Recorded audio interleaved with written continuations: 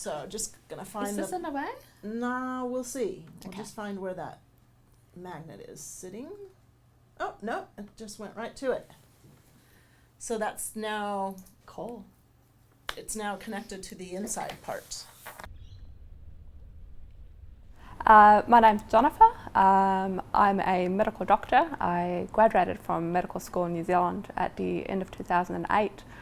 I'm 29 years old, and when I first diagnosed with hearing loss was when I was 17 years old. We went to an audiologist because I was working at a toy store and I couldn't hear the alarm that was in the manager's office, which he used to just indicate to the staff on the floor that he needed something done, and I just couldn't hear that at all. So I went with my mum and we did the audiogram, and it just showed profound hearing loss in the high frequencies. I also had some mild to moderate hearing loss in the mid frequencies, and my low frequencies were normal. So we called that a ski slope hearing loss, which kind of these low frequencies normal and sudden drop off with basically no hearing in the high frequencies at all. You know, at the very beginning, when she introduced herself, she said, look, I have a hearing impairment. If I don't, reply to any of your questions, it's not that I'm ignoring you, it's just that, I can't hear you, so you might have to repeat yourself. I was very aversive to hearing aids at first. I was quite vain. When I was 17, I really didn't want to wear them. I was recommended to get behind the ear hearing aids, but I really wanted to go in the ear because they wouldn't show. And I think ever since then, it's not really been a problem, because when you interact with her, you make sure, I just make sure that I'm standing right in front of her so that she can see what I'm saying and she knows that I'm talking to her. I'm now at the point where I tell everybody, when I meet them, I tell them, just so you know, I have a hearing impairment. You may have to repeat things and I will let you know if I can't hear you. I depend a lot on lip reading and I wear hearing aids in both ears. That's kind of my general sentence that I go with, but it took me a long time to get there. Basically, I think she's put in really good strategies to try and overcome what, the impairment that she has, and this hasn't, affected her in any way whatsoever coming, when you're talking about career or relationships. She's managed to get as far as anyone would, even with no impairment. So she's done really well, and I'm very proud of her. My hearing impairment has unfortunately become progressive, so it was quite stable for some time, from when I was about 17 to about 25, and it's just the mid-ranges have been dropping off, and just in the last year I've had a big drop, so it's been about a 25 decibel drop in my mid-ranges, so that ski slope is becoming more steep over time. I'm now going to undertake cochlear implant surgery on my right ear, which is my worst ear. They're both pretty bad. And today's the day after cochlear implant surgery. We're about to head to the hospital.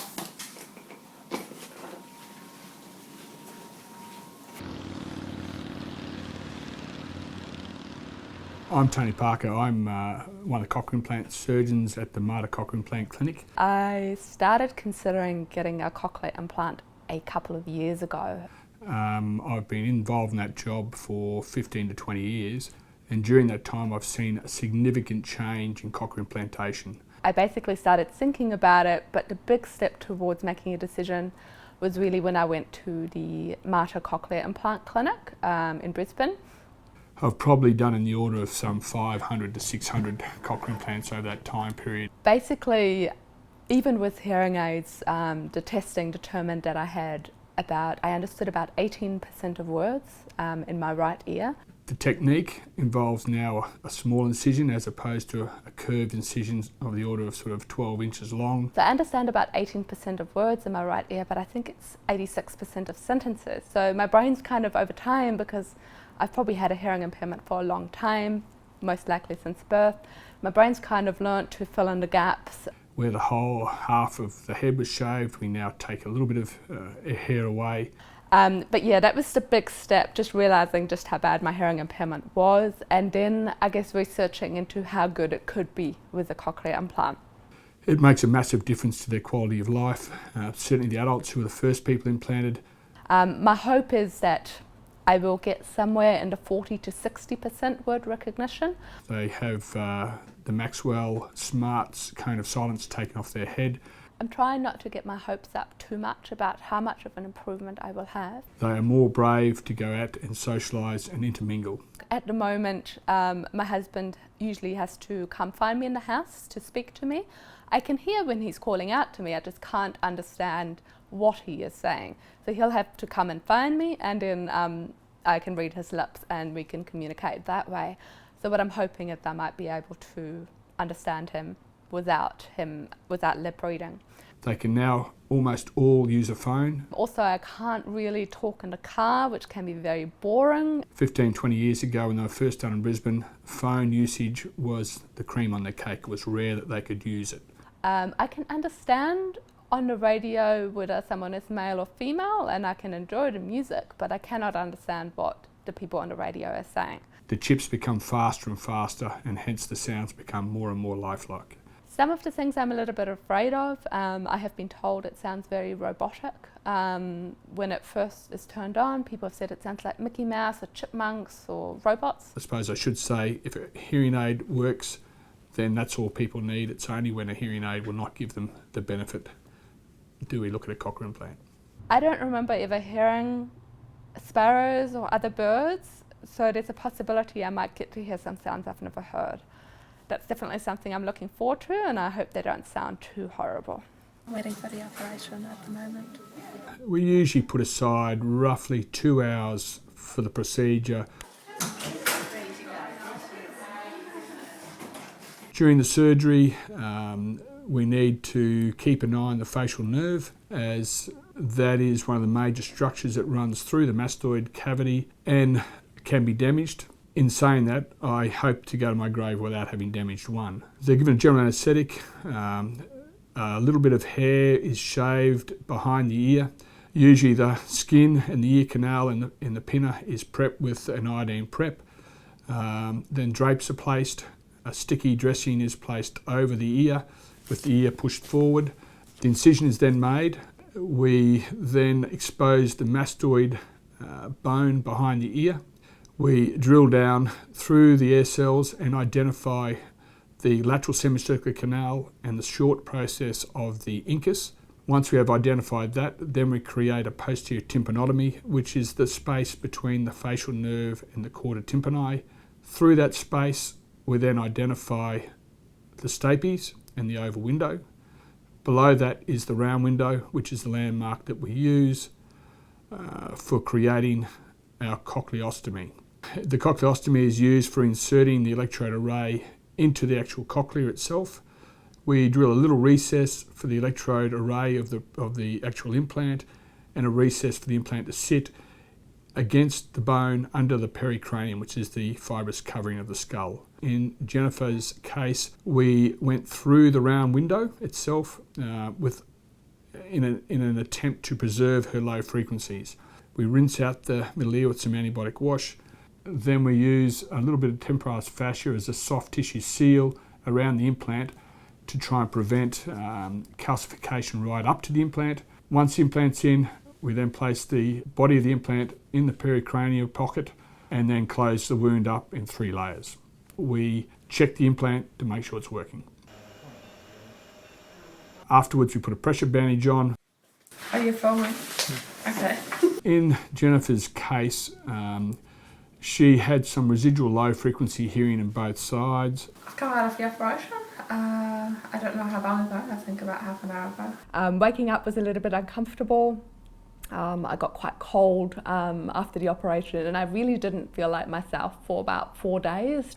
So in her particular case, we were trying to give her access to the high frequencies, which gives significant improvement to clarity of speech. The operation itself was a long few hours for me. I drove around and tried to busy myself, basically bought her a whole lot of presents to wake up to. I'm feeling pretty well at the moment. No pain or vertigo and all there, so hopefully it stays that way, fingers crossed. The literature states that with the hearing preservation electrodes that are produced by all 3 companies, the hearing preservation rate is of the order of 80%. Unfortunately, Jenny was in the 20%. We didn't preserve her hearing. I can't hear anything on the right. That was an adjustment, but it's incredible how quickly you get used to it. In the MATA, our numbers are probably closer to 60% than 80%. Dylan, I always ask him when we go for a walk in the evening, I'm like, oh, can you come walk on my left side? Because otherwise I'm constantly turning around. I think we're still learning how to preserve the hearing in these instances. I went back to work after 1 week, and I work with the microscope, and when I was looking down the microscope, and you move the slide, so your eyes are moving with it, it would start spinning. And I'd stop, and after 5 minutes it would stop. But the moment I went back to it, it started spinning again. So I got sent home a couple of times, yeah. The unknown factor, if we preserve the hearing, is the hearing still going to deteriorate? And hence, we've just hastened that up, or will it stay stable? That question I don't think is answered yet, as we've not been doing this for long enough. I think it kind of showed me how people can lose their hearing gradually over time and not do anything about it because you get used to it so quickly. You start compensating in different ways, yeah. My name is Lisa Goode. I'm one of the Cochlear Implant Audiologists here at the Mater. So I'm expecting it to be difficult at first and hopefully get great benefit from it eventually. That's That's the hope. And what's going to happen today with Jennifer is we're going to switch on her implant for the first time. But I've actually tried to not have too many expectations for the day. I don't know if it's going to be immediately great and she's going to love it, or whether it's going to be very difficult. So she'll actually hear sound through the implant for the first time today. And I think the fact that she's gotten to a point where she's ready to take the next step and get the cochlear implant really shows just how forward she's become with her hearing impairment. Yeah.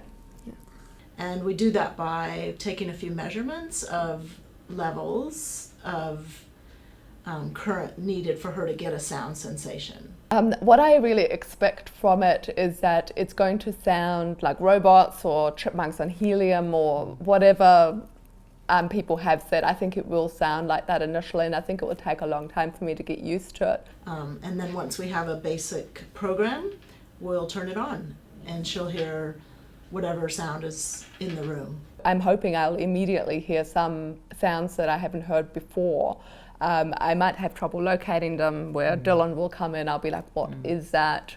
Switch on can be quite variable. Sometimes it's very exciting, sometimes it's not what people think, so I think sometimes they feel a bit disappointed, but they always hear something. It's just that it's different than what their expectation might be. I was quite keen to finally get it done. Like, it took a while between my operation and the switch on, so it was quite a few weeks. You know, it's pretty exciting.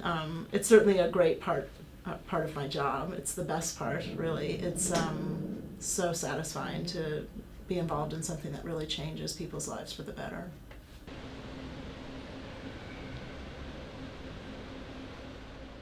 Dylan, do you want to sit here so you can see her face? Sure, Oh, that's what we normally...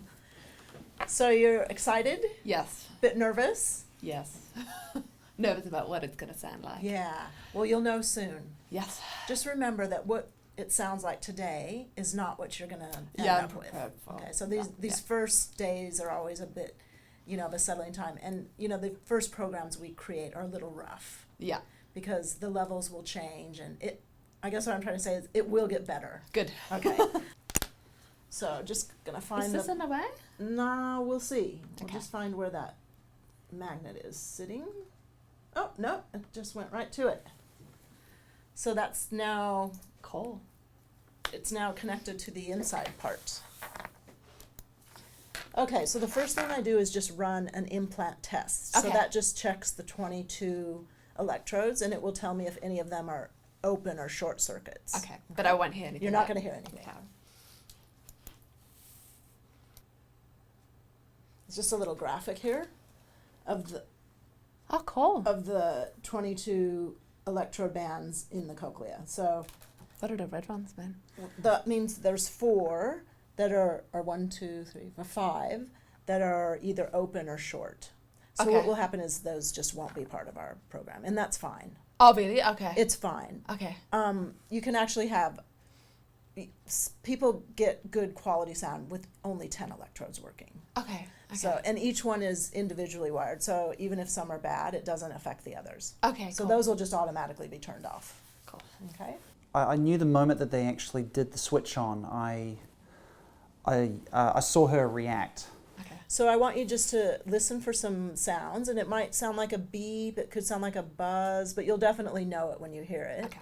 And I want you just to say yes when you can just hear it. Yeah. You heard something. Yeah. Great. Yes. Mm-hmm. Yes. Mm-hmm. I think yes. Yep, good. Yes. Good. Yes. Yep, good. Yep. Mm-hmm. Yes. Mm-hmm. Yes. It's just amazing how much of your speech has something that my ear can't hear. Like every single syllable has something. So it's weird. So is it coming through like really sharper? Like the speech is not sharper. I think that's going to take time. But with every word that you say, there is a different sound Okay. that I know I can't hear with my left ear. Right. I was expecting it to be just certain parts of a word, but it feels like the entire word is, yeah. Oh, that's interesting. Yeah. So you're doing great. Awesome. So what I would like you to do is I'm going to put this program on, and I want you to go take a walk. Okay. And I want you to go out to the road and make sure you go where it's noisy. Like those sounds from the cars, I feel like that's coming in my left ear, but I don't really feel like I'm getting anything from my right. And it wasn't too loud when you went down by traffic not at or anything. all. No, I almost felt like I wasn't really hearing many low frequency Yeah. sounds through it. So probably because you know how you're saying it does a lot of things automatically. Mm-hmm. When it senses a lot of noise, it will just cut it's some of shutting that. it out. Yeah, yeah. So just updating from when I was switched on, so I've been through a lot of changes with the Cochlear implant since then. It's been just over 4 weeks, I believe. When I was first switched on, basically I was hearing a lot of noises. I was hearing some speech as well, but it slowly improved over that week, and the really big difference came when I had my second mapping. Basically the volume was turned up a lot more, so I was able to hear a lot more things. The things that I really enjoy hearing are things like the birds. Do you want to point to them?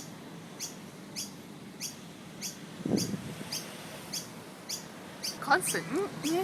Is that what it sounds like, or is that just what I'm hearing? It sounds like. What- Not far off. There? Yeah. All the kind of alarms, like hearing the phone properly. Yeah, we walked to the lifts, and she said, you know, I never knew that the lift would beep at every floor. I got myself some audio books when I first got it, and I have an audio cable that I switch onto my Cochlear straight, and then I can read along with the book. And at first I was able to understand maybe 1 in 50 words, and then slowly it's just become a lot more. So now I can understand about 50% of every sentence. So I do still miss some words, but it really has, I've noticed a dramatic improvement in that respect. But there was a couple of things that the audiologist asked me, like she rattled this box. Not too bad? Fine. It's not too loud. No. Okay. I'll go like this if it's too loud. Okay. The only things that I found unpleasant was running water at work or crinkling baking paper together. Could be a bit like, oh, but it's not really bad. And I've gotten really used to it. Yeah, those two things that you mentioned are quite common for people Yeah. to say, the water, Yeah. but the paper. Yeah. That was incredibly loud and quite unpleasant. Okie doke.